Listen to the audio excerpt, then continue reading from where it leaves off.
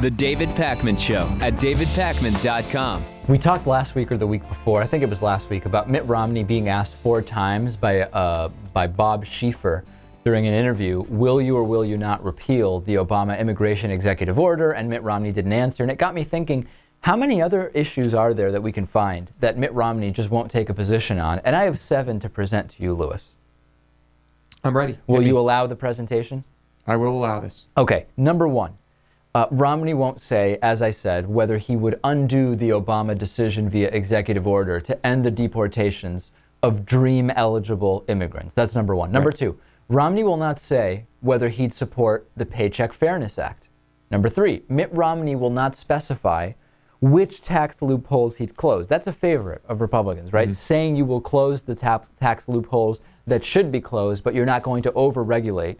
But he won't say which tax loopholes he'll close. I'm sure he'll have a special committee, much like Herman Cain, once he is the president, to figure out what he needs to do. Right, to figure out the least effective ones to close. Mitt Romney, of course, number 4, says he'll eliminate federal agencies that are superfluous or extraneous. Of course, he won't say which those are. Number 5, Mitt Romney won't say whether he supports the Lilly Ledbetter Fair Pay Act. As we played the audio, I think it was last week, of Sam Stein from Huffington Post asking during a conference call, does Romney support the Lilly Ledbetter Fair Pay Act? And after a 6-second pause, a very painful 6-second pause, they said, we'll get back to you, Sam. Number 6, Mitt Romney won't say whether he'd support full reauthorization of the Violence Against Women Act. He's not committing to that. He's not saying he would. And number 7, Romney won't say whether he'd eliminate the carried interest tax break for private equity partners. That one might maybe hit a little too close to home for him, don't you think? I'm sure if we dug a little deeper, we'd find other examples.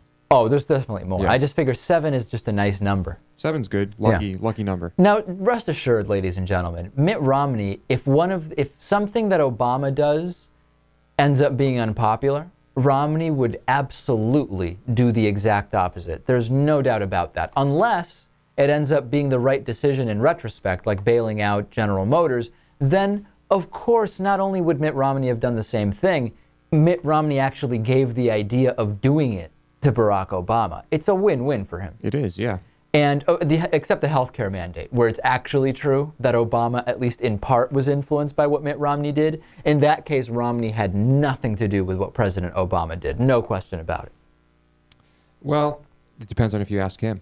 Realistically, he'll end up just taking several conflicting positions about all 7 of these things. You know, it seems to be not taking a stance on something seems to be working. If nobody knows what side of an issue you're on. Can they really hold it against you? Right. Is that an actual strategy that's being employed here? Maybe it is. Or taking every side of an issue. We've seen him do that too. Honestly, though, I am concerned. Romney's going to win, isn't he? Romney's going to be the next president. I don't think so. Why do you think that?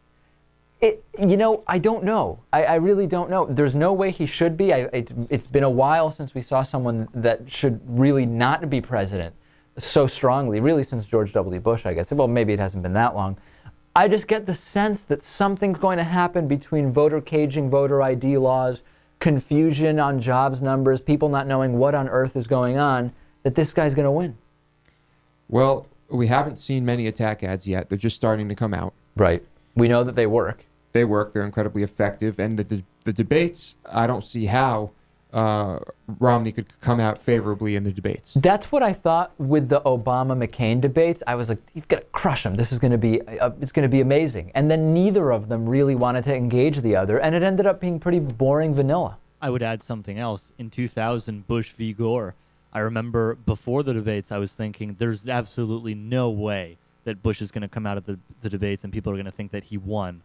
And every single debate, people thought he performed better. Well, not everyone. Obviously, there were 2 different completely competing positions on what happened in the debates. People couldn't agree on what happened. For us, you know, Gore was clearly the more intelligent, more articulate, and smarter person to be president. But other people thought Bush was great, and I think that's going to happen here, too. Maybe I am just giving the American people too much credit. Well, we know you've been guilty of that before, Lewis.